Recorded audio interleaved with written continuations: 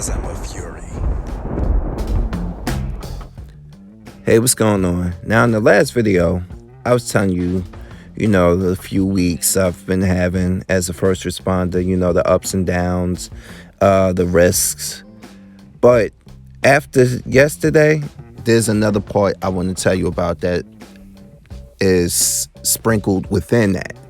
And I have to say this. You have to be a real piece of shit of a human being to come to your mother's house, shoot heroin on her toilet, overdose, have her crying in tears, thinking that you're dead, thinking you're not going to make it. And then once we hit you with Narcan, you're upset that your high has been ruined and you're not even considering your mother's emotions.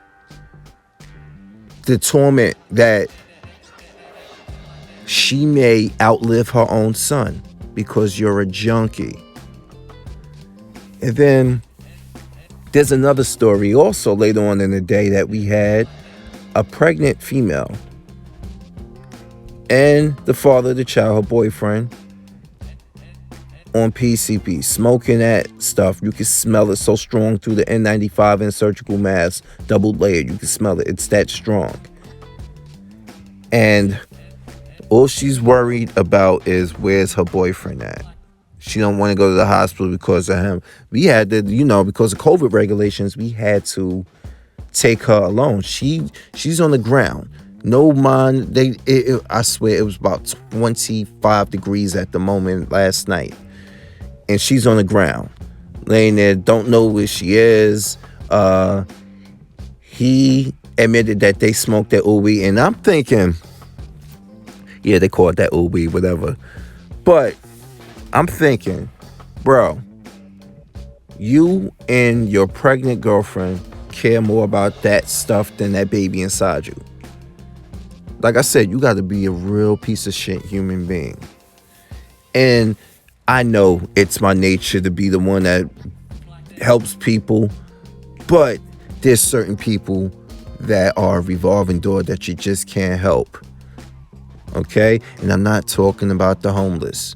Yeah, because we do have a lot of frequent flyers as homeless, but we understand why they do it. We do.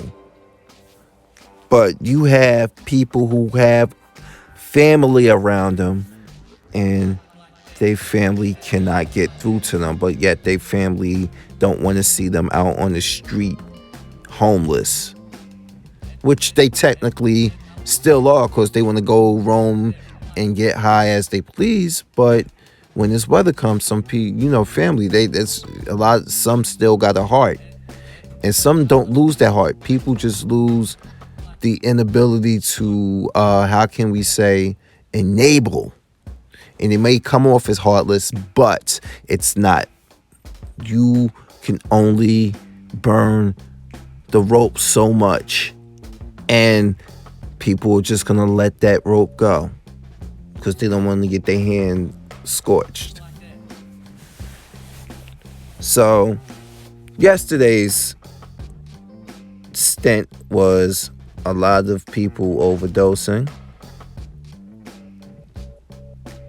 And that seems to be the normal here in my town. But still, though, I wasn't dealing.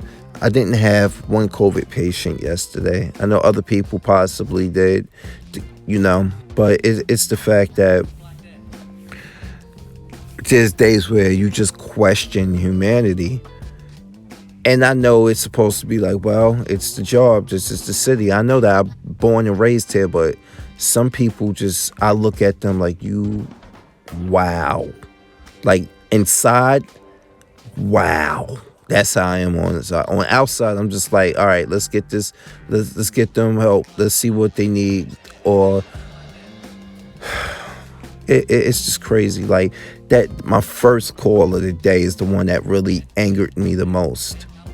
Okay, not even the fact that I had a call with a lady who had a real critical emergent issue with her asthma, and I damn near went diaphoretic going up and down the steps of the 4-flight building that they had, no elevator, getting all the equipment we need, getting everything situated, clearing the steps, the stair chair the patient down. Even me almost dropping like a fly after getting so diaphoretic and so worked up during this cold weather that I had to take off my base layer shirt. Even that don't piss me off. Because that lady has a legitimate emergency. But my first call, you on that toilet shooting up, and you care more about your high being ruined. You gave me Narcan? Come on, man. This, that, I don't want to go to the hospital. So he's under release. But the fact that you don't even stop and say, oh, Mom, I'm sorry. No. This is what I'm talking about. Some people don't want to see their children go through this, let alone a family member at all. But then some people, like I say, they get tired. They get tired of it. And it's a hard pill to swallow, but they've given everything they got, and now they wash their hands of the situation, and they just waiting for the inevitable. That's what I deal with, people every day. Then I've had people who just give up on themselves. I don't know what it is in this world. I don't know if it's a combination of alcoholism. And alcoholism, I notice, has reason to it. Some people just go through different mental states, and rather than suck up their pride and get diagnosed with something, they turn to alternative methods, which is drugs and alcohol. But I'm not a therapist, but I see it enough from the people crying all the time about it. Some people are just too far gone, unfortunately. They're too far gone, unfortunately, and there's not much we can do. Not me. I'm not a therapist. I'm not licensed. I'm here to give you transport to the hospital and first touch response care, meaning in my scope and field of what a emergency medical technician can do, we're going to do everything that we can. The paramedics in their scope, which is more advanced, they're going to do everything we can, and we're going to get you stabilized as best we can and get you to the hospital where the nurses and doctors in the trauma unit can take care of you. But some people, we have to just basically, like a lot of these overdoses can be at states where they're near fatal, meaning they've gone unresponsive, their breathing has gone apneic. Not even agonal, just apneic, like you getting maybe 4 breaths per minute. So we have to hit them with oxygen, some to the state where we have to even hit them with the BVM, the bag valve mask, and supply them with oxygen, hoping that the Narcan kicks in sooner or later, if it does at all. We had one yesterday, a 52-year-old man, 10 years older than me. This man was on all types of medication, diabetic, had a testosterone issue, which he was taking therapy for, because you can see everything in his bag. And I'm like, bro, you doing this much heroin? Not enough. The police officer who found him, who called us, he's not he's standing there with the guy. The guy's leaning against the car, pinpoint in daylight, open the eyes, don't even have to shine a light in it. You can see this guy's pupils were restricted from opiate use. He was sliding towards the car. I had to hold him up. My partner had to hit him with the Narcan, and it worked a little bit. Paramedics came. They had to hit him with 4 more milligrams. You understand, Narcan, a minute, you give them 1 milligram of Narcan, 0.5 milligram per nostril with a mucus atomizer device, a MAD. It's like a sponge that basically fits into the nostril, and we spray we spray the Narcan into their nostrils so it can hit their bloodstream basically quicker. Back in the day, you actually had to hit somebody in the heart with a needle, very, very, very long time ago. But anyway, they had to hit him with 5 dosages. We hit him with 2. The paramedics hit him with 3. You see, people going through life and they go through pain, and they just don't want to cope. So they don't want to cope with going through the necessary methods, getting themselves clean, getting themselves correct, and learning how to deal with it, putting their best foot forward, getting healthy, hitting the gym.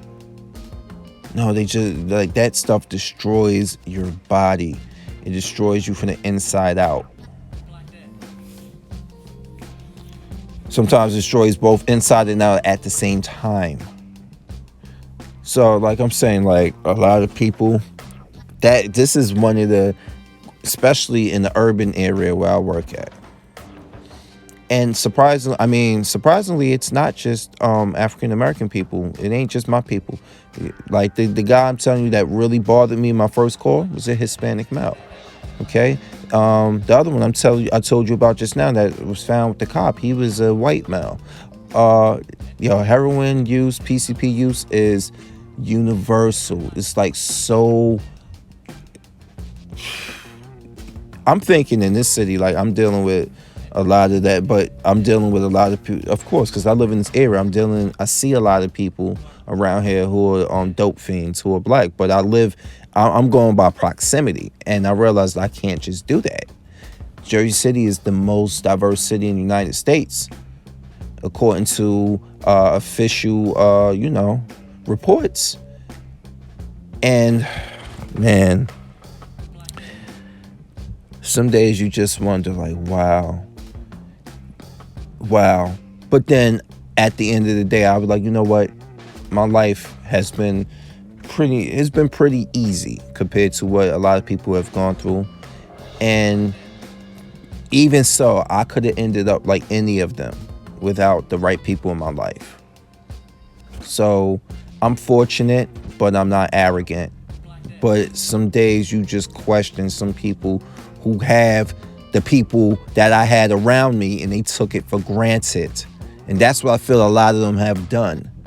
But I'm not here to say this is going to stop me from giving people the best care I can possibly give.